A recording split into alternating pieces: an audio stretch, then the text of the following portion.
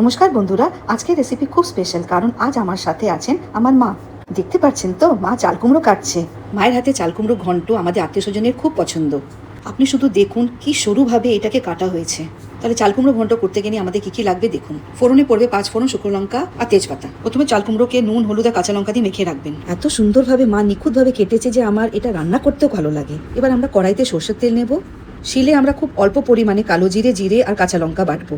নারকেলও আলাদা করে বেটে নেবেন। এবার রান্নাটা শুরু করা যাক। কড়াইতে সরষের তেল গরম হলেই আমরা 5 ফোড়ন, শুকনো লঙ্কা, তেজপাতা ফোড়ন দেবো।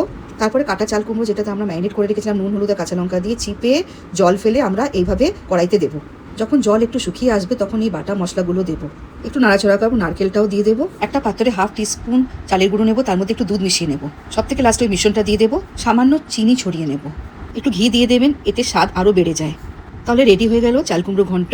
এটা গরম ভাত দিয়ে পরিবেশন করবেন। তাহলে নেক্সট ভিডিওতে দেখা হবে। Bye bye.